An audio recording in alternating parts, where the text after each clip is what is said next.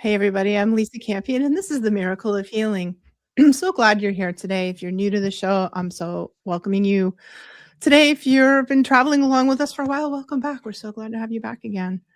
Today's guest, it really knows firsthand what it's like to have your life turned totally upside down. Veronika Bubenickova spent 20 years killing it in the corporate world. Then came a really difficult diagnosis nobody wants to hear, breast cancer. And suddenly, those skills that she had, those strategies she mastered in her corporate life, couldn't really help her navigate this illness. And not just the illness itself, but the identity crisis that came with it. Through her platform, the Lotus Journey, Veronika now helps women in that raw, sort of invisible place where the treatment might be over, but the real healing is just getting started. She blends practical lifestyle shifts with trauma integration, nervous system support, energy work. And she's got a new book called The Diary of a Soul Reborn. I'm so excited to talk about that too. So welcome to the show, Veronika. So glad to have you here today. Thank you very much for the introduction. I'm feeling very honored and happy to be here and to be able to connect with you and your audience. Yeah, well, thank you. And let's start with hearing your story. Can you tell us a little bit about how you got to be here? Good question. I like the way how you pose the question. So, as you mentioned, I spent nearly 20 years in a corporate world building products, IT products for companies, and I did enjoy it at the time. It was a job that was offered a variety. Not every day was the same, but I always felt that something was missing. Like there has to be more to life than just building profits for organizations. And it was around a time when I started to question my life purpose. I really deeply posed questions like, what is there for me? How could I contribute to this world? Because I couldn't see the way how I could. I had skills, I had some experience, but it didn't feel very much aligned with who I was and who I wanted to be. And it was at that time when I kind of lived the best of my life. I had a really great career, really well-paid job. I had everything, my life in order, if you like. But this was the one missing piece. And suddenly the breast cancer diagnosis came. And I remember, because I was very active, I thought I was eating healthily. So it's not something I would expect at that phase of my life to happen. But at the same time, I was under a very much of a lot of pressure and stress for several months to 2 years. And that, of course, could be part of the reason that the body was out of balance and could lead to chronic disease or something like cancer. So it was a big wake-up call. At first, of course, my life completely fell apart. Like when I told you I thought I was living the best of my life, that moment suddenly everything crashed. It was like, I remember sitting in that room when they told me it's 99% cancer, when I suddenly felt like I left my body. I felt like surely I have to wake up. This is just a dream, because like this is not possible to happen. These are the things you hear that they are distant. They don't feel like they can ever happen in our lives. And that was a crucial moment. I remember, driving to see my friend, and I probably shouldn't have been driving at that point because I took wrong turns. Like my head was spinning, processing the information. It was like a slow motion of a computer trying to find a result. Mm. It was interesting because after I was leaving my friend after a couple of hours, when he tried to cheer me up and to try to bring conversation to a different topic, or just try to not make me think about it too much, I suddenly had a moment that was like a switch. I don't know where it came from, but I think it was a moment when I kind of switched to a survival mode, and I realized that I will do anything to heal. Mm. That no matter what it takes, and I didn't even know at that time whether the cancer was curable or not, because I was waiting for further tests, but I was determined. And I remember by the time I got home, so I had 45 minutes drive, my head wasn't spinning anymore, but it was kind of just analyzing, what other things I could do. Like maybe, I've heard of people using juicing to support the recovery from cancer. I heard people to change diet, to try alternative therapies, and I was determined. So kind of by the time I got home, I had a high level action plan. I think that's where the skills from my corporate career came Mm. to play. Was that in my head I had like 3-4 steps of things that I will do as soon as I get home. So I was ordering juicer, I was looking to change my diet, and of course I didn't know how. I was starting with blank page, and I had a friend who knew a lot about nutrition, so that helped me to start uh, before I started the research. But I remember the first 2-3 weeks I was eating just fruit, veg, and nuts. That were all it was, because I wasn't sure what what is the research and the science between correlation between some foods and cancers.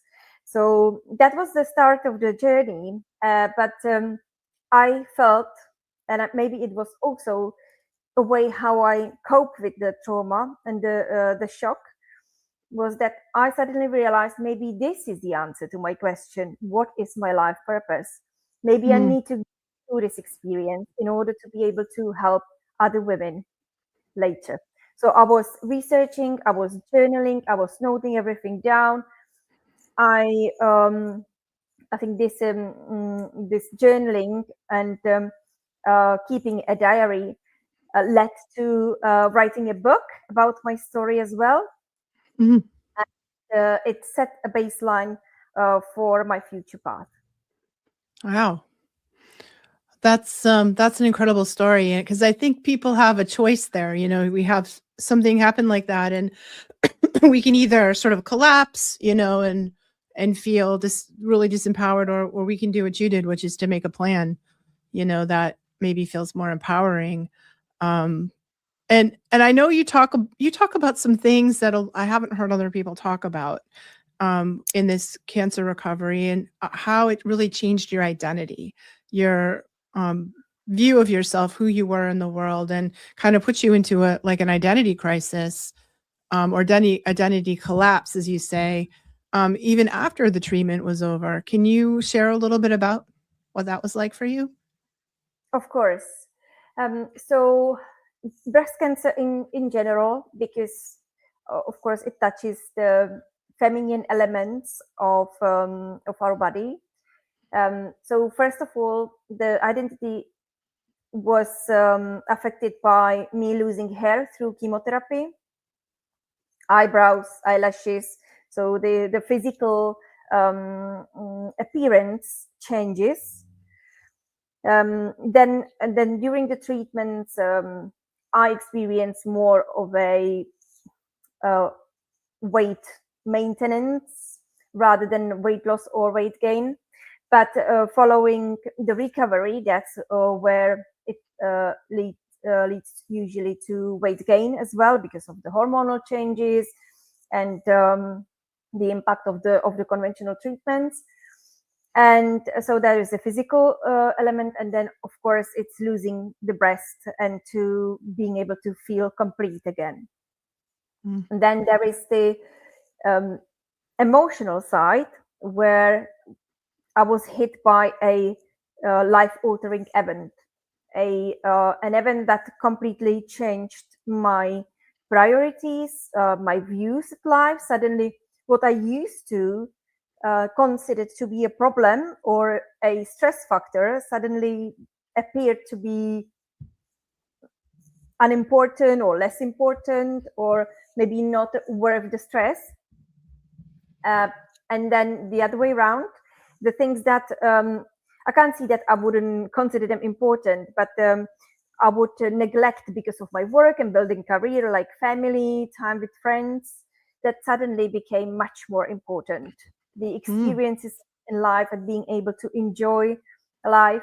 In fact, even throughout the chemotherapy, something interesting happened when I was on 3 weeks cycles. So the first week was usually about the recovery from the treatment. And then I had 2 weeks when I felt kind of half normal or almost normal as my usual self. And I tend to schedule a lot of fun things, trips, seeing family, seeing friends on those days when I felt better. And when I look back, I actually have so many beautiful memories from the worst time of my life.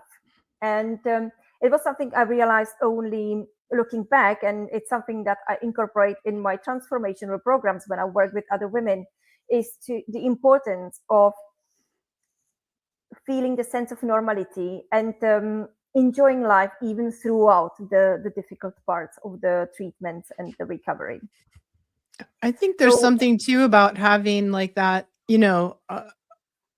kind of confrontation with our mortality, that makes us like live really fully in the moment in a way that we take for granted when we're not faced with that. We just, oh, it's another day. I'll just, whatever. It's another day. It's kind of a bad day, whatever we have. But when I think when we have that brush with mortality, it changes our perspective on the like preciousness of life, It is. And I think it's the biggest trigger usually to see life from different perspective, because we all know that there will be one day that when we die.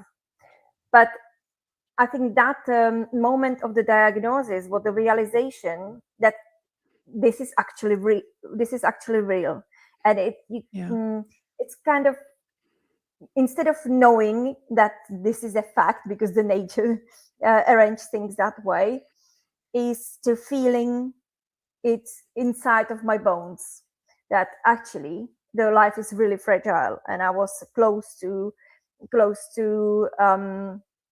facing, or not close to, but facing my own mortality. And it actually made me think about death quite a lot.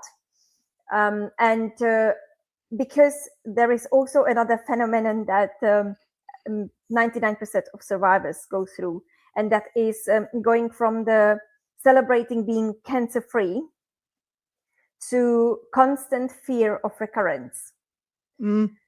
So the great news and the relief changes into continuous thoughts about what if it comes back, and like refacing the mortality again and again and again. And I think that also influenced the part of or led to the identity crash, and then rebuilding the new version of myself that has become kind of accepting that, of course, I don't want to go through this again. Of course, I'm afraid. It's not like I've mastered it all, and I don't have the fear of recurrence. I do, but I come to understand that it is part of the journey, and the fear, I'm trying to like refocus always from the fear to longevity, to health, to what I want to achieve, rather than focusing just on the fear itself. So it is part of the new identity to being able to refocusing. That's why I always say refocusing, because it's not possible to get rid of it, but it is possible to find ways how to deal with that fear. Yeah, because I think people would think, oh, you just get to the end, you're declared cancer free. That's the end of the story. Yay, and that's not really what happens. Like you go into that from what you said, you go into that cycle of, is it going to recur? Yeah, I bet most people don't expect that or aren't prepared for that to happen. No, I would say the majority of women I work with don't expect that. And I myself, in February 2023, I saw that I will have that finish line when I'm cancer free, and that will be it. But it was actually not going back to normal, but adjusting to a new normal and finding my new self, and finding the new version of myself that I want to be, rather than the version of myself that that could have been formed by the experience. I feel like you really went through like some deep inner work too, like energy healing, trauma work, nervous system regulation, emotional work, that you did that alongside with your traditional medical cancer treatments. Can you talk a little bit about that? Because I mean, from my perspective as an energy healer and a therapist, that's what I would do. I would go right inside myself and do all that inner work. What was that like for you, and what did you do? Of course. So I do believe that any cancer healing is not just about the medicine, but it is about healing Mm. our whole selves.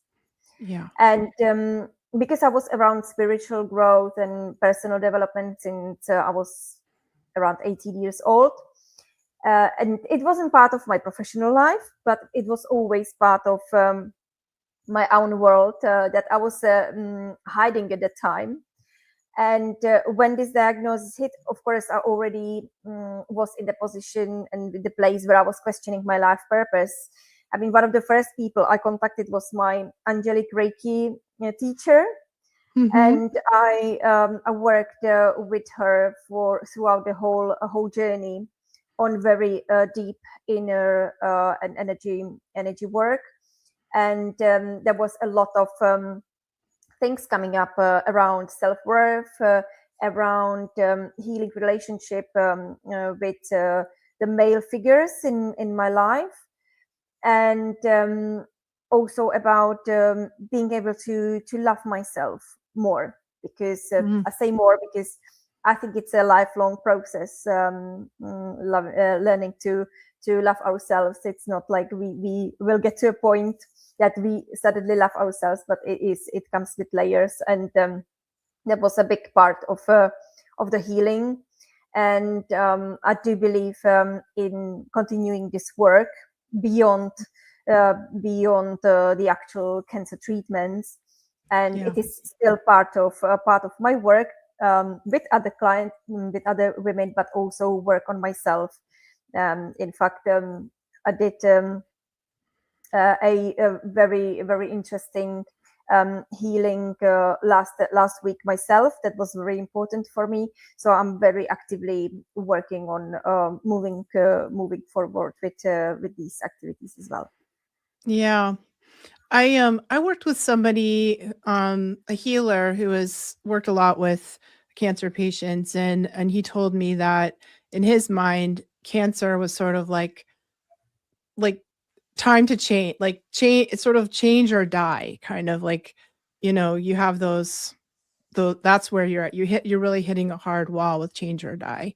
And I don't know if not everybody who has cancer dies, of course, but that seems to me like one of the opportunities. Do you feel like that's true? Like that's where we come to? Yes, definitely. It's interesting. I don't believe it's the only cause that led to me developing breast cancer, but Mm. I was for a few months in a very deep resentment because I had some disagreements. I felt unsupported with a specific person in my life, and I do literally remember feeling deep resentment. And I knew at that time, before I was even diagnosed, that deep resentment is very much one of the potential emotional and spiritual causes of cancers: resentment, suppressed anger, and that's where it was interesting. When I was actually diagnosed, it was the first thing that crossed my mind. But I do believe it was the last drop in a much more complex healing that needed to be done. But I very much believe that our illnesses are caused some imbalance in our first energetic bodies, then emotional, mental, and the physical. Yeah, I agree with you. I would love to talk about your book, Diary of a Soul Reborn, and also about how you work with people. But let's start with your book. So how did this, you said this book came from your journal. Tell us more about that. So I always wanted to write a book, but since I moved to the UK from the Czech Republic, when I originally come from, I felt like I can't speak any languages properly. So it was always, that one day I will write a book. But when this happened, this was the first thing that came to my mind. So like I said, I was journaling everything. I was journaling what I was eating, what I was doing, the strategies I was using. And originally, I created a book that was too big to publish, apparently. So I had to take part of the book out. So I left it only as a story that can inspire other women, and other women can relate to the phases that I was going through when I was going through the conventional treatment, but also how I was supporting myself. But I took the part with the tips and the wisdom out and wrap it in a online program that is available on my website. And that's the first entry for anyone who has been just diagnosed or who is going through the primary conventional treatment, or even for women or people, because even men can get breast cancer, unfortunately. So people who just choose opt out from conventional treatment, but looking for more holistic approach. So that online program covers the nutrition, supplements, and reducing any toxins, but also has practical exercises, how to work with mind, how to work on emotional healing, limiting beliefs. So there's a lot of, it's not just an online program to learn information from, but to work on your own shadow work. So it is very, very interactive, and that's aimed at people who are in active treatment. Now I also work with the survivors and helping them to get from the survivor to thriver. So these are transformational programs. They are not online, but they are in either 101 or in a group coaching setting. And that is, again, supporting all the physical, emotional, mental, and spiritual aspect, not in a religious way, but in the way of connecting with life, connecting with ourselves, trusting, getting faith in whatever is familiar and whatever resonates with everyone. And that now is just about to open another group on the 10th of March. But these are like the core two avenues. So first there are the women or people in the active treatment, and then the survivors to thrivers. And it's very much, I think a lot of people start with the online program, and then they kind of see what they resonate with, because I work on the trauma healing, on looking at some potential root causes of the illness or any other imbalance in life. And that's then done on one-to-one basis. So it's kind of tailored to whatever that person specifically needs to get through. Wow. It sounds like a really rich program. And if they wanted to find more information about your program and your book, where would they go? So for both the programs and the book, everything is on my website, lotus-journey.com. Great. Wow. Veronika, I want to thank you so much for the just amazing work you've done in the world, for sharing your incredible story of transformation. I think it's, so hard to go through that, but to share at the level you did is so generous, I think, to the world. So thank you so much for sharing everything that you've learned, the hard way to help other people. It's a really beautiful calling. And I want to thank you so much for that work, and also for being with us on the show today. Thank you very much for having me here and for inviting me. And if you want to find me, you can find me at lisacampion.com. I work with emerging psychics, healers, and empaths, because I think the world needs all the healers it can get. And everybody's sort of popping awake right now, psychically, spiritually, and I'd love to work in that space. And I want to thank all of you guys who are listened in and joined us on the show, for being here for this super important conversation. So glad you are here, and thanks for being here on the Miracle of Healing, where we are changing the planet 1% at a time, right here on the Empowered channel.